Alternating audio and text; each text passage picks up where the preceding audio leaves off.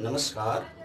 मैं मत्तू केवट आज आपको मूल संख्या के बारे में बता रहा हूं और इसमें मैं आपको सम और विषम संख्या के बारे में बताने वाला हूं कि सम संख्या किसे कहते हैं और विषम संख्या का किसे कहते हैं। तो पहले देखिए, सम संख्या की परिभाषा मैं बता रहा हूं। सम संख्या उसे कहते हैं इकाई के स्थान पर 0 हो, 2 हो, 4 हो, 6 हो, 8 हो, उन संख्याओं को सम संख्या कहते हैं और उसमें 2 से निःशेष भाग जाता हो।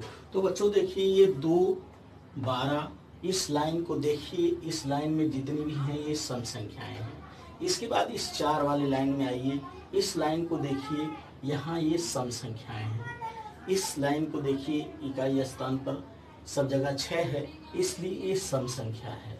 अब आ जाइए नीचे, यहाँ देखिए, यहाँ इकाई स्थान पे सब जगह 8 है, इसलिए ये सम संख्या है। और यहाँ देखिए, इकाई स्थान पर यहाँ सब 0 है, ये सम संख्या है। इस तरह से इन्हें सम संख्या कहते हैं। जो इकाई स्थान पर 0 हो, 2 हो, 4 हो, 6 हो, 8 हो, उन संख्याओं को सम संख्या कहते हैं। हाँ, तो अब विषम संख्या के बारे में देखिए कि विषम संख्या किसे कहते हैं। जिन संख्याओं के इकाई अंक पर 1 हो, 3 हो, 5 हो, 7 हो, 9 हो, उन संख्याओं को विषम संख्या कहते हैं। तो देखिए, यहाँ पर इस लाइन को देखिए ध्यान से, 1, 11, यहाँ इकाई स्थान पर सब देखिए 1 है, इसलिए ये विषम संख्या है। इसके बाद इस कॉलम को देखिए, यहाँ इकाई स्थान पर 3 है, ये विषम संख्या का कॉलम हो गया। इसके बाद देखिए 5, यहाँ इकाई स्थान पर 5 है, सारी संख्याओं की इकाई स्थान पे 5 है, इसलिए विषम संख्या है। इसके बाद इस कॉलम को देखिए, यहाँ इकाई स्थान पर 7 है, ये विषम संख्या है। यहाँ आ जाइए, इकाई स्थान पे सारे जगह पर यहाँ 9 है, इसलिए ये विषम संख्या है। इस तरह से यह विषम संख्या की परिभाषा है। इकाई स्थान पर 1 हो, 3 हो, 5 हो, 7 हो, 9 हो, उन संख्याओं को विषम संख्या कहते हैं। देखिए बच्चों, इसमें क्या है, इसमें कुछ संख्याओं को मैंने यहाँ गोला किया है।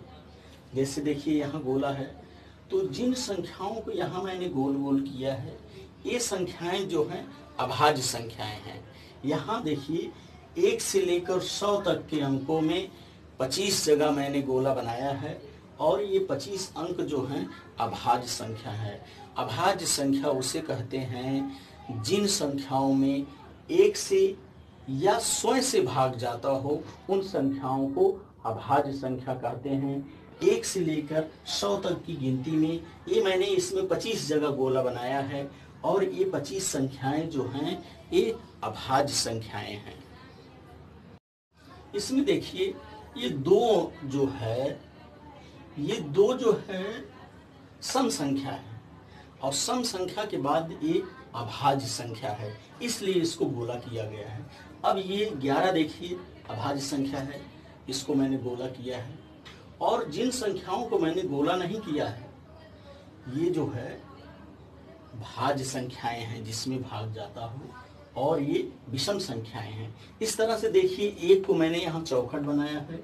1 जो है न भाज्य है, यह संख्या न भाज्य है न अभाज्य है, यह प्राकृतिक संख्या है, किंतु ये विषम संख्या है, इसे विषम संख्या में रखा गया है। तो सम संख्या की परिभाषा देखिए कि सम संख्या किसे कहते हैं। जिस संख्या के इकाई के स्थान पर 0, 2, 4, 6, 8 हो, जिस संख्या के इकाई के स्थान पर 0 हो, 2 हो, 4 हो, 6 हो, 8 हो, उन संख्याओं को सम संख्या कहते हैं। सम संख्याओं में 2 से पूर्ण भाग जाता है, सम संख्या की ये परिभाषा है। इसके बाद देखिए विषम संख्या की परिभाषा कि विषम संख्या किसे कहते हैं। विषम संख्या जिस संख्या के इकाई स्थान पर 1 हो, 3 हो, 5 हो, 7 हो, 9 हो, उन संख्याओं को विषम संख्या कहते हैं। जिस संख्या के इकाई स्थान पर 1, 3, 5, 7, 9 हो, उन संख्याओं को विषम संख्या कहते हैं।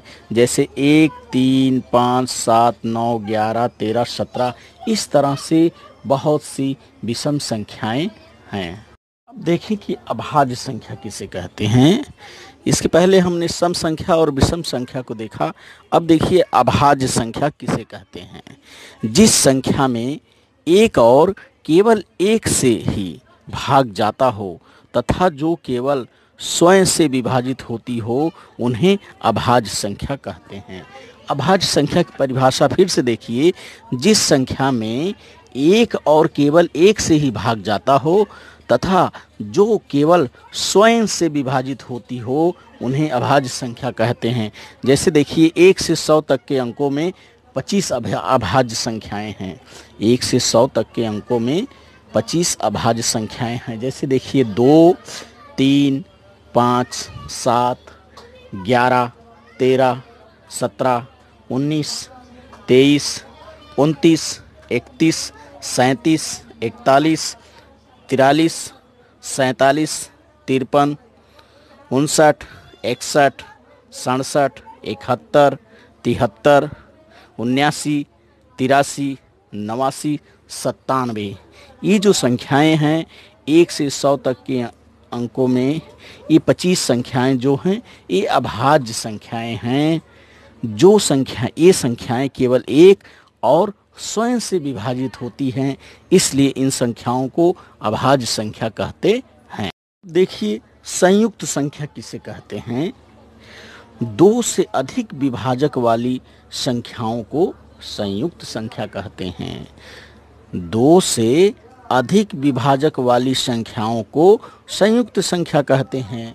जैसे उदाहरण देखिए 4, 6, 8, 9, 10, ये संख्याएं जो हैं संयुक्त संख्याएं हैं। इसके बाद देखिए अभाज्य युग्म कि अभाज्य युग्म किसे कहते हैं। 2 अभाज्य संख्याओं के बीच एक संयुक्त संख्या होती है, उसे अभाज्य युग्म संख्या कहते हैं। फिर से देखिए इसको अभाज्य युग्म किसे कहते हैं। 2 संख्याओं के बीच एक संयुक्त संख्या होती है, उसे अभाज्य युग्म संख्या कहते हैं। उदाहरण में देखिए, जैसे उदाहरण में 3 और 5 ये अभाज्य युग्म की जोड़ी है। 3 और 5 जो है ये अभाज्य युग्म की जोड़ी है। इसमें 4 संयुक्त संख्या 3 और 5 अभाज्य संख्याओं के बीच में है, इसलिए ऐसी संख्याओं को अभाज्य युग्म संख्या कहते हैं। ये कि सह अभाज्य संख्या किसे कहते हैं। सह अभाज्य संख्या दी गई संख्या के विभाजक में केवल एक समाहित संख्याओं को सह अभाज्य संख्या कहते हैं। जैसे उदाहरण देखिए, इसको फिर से देखिए, इसे दी गई संख्या के विभाजक में केवल एक समाहित संख्याओं को सह अभाज्य संख्या कहते हैं। उदाहरण देखिए, जैसे 13 के विभाजक 13 में 1 और 3 से भाग जाता है, तो 13 के 1 और 13 ये 2 विभाजक हैं। इस तरह से 14 के विभाजक देखिए 1, 2, 7, 14, ये 14 के यहाँ 4 विभाजक हैं। अब इन दोनों 13 और 14 में दोनों की समाहित विभाजक क्या है, 1 है। ये 13 और 14 में इन दोनों संख्याओं में समाहित विभाजक 1 है, इसलिए 13 और 14 सह अभाज्य संख्या हैं। 13 और 14 सह अभाज्य संख्या है। इस तरह से इन्हें सह अभाज्य संख्या कहते हैं।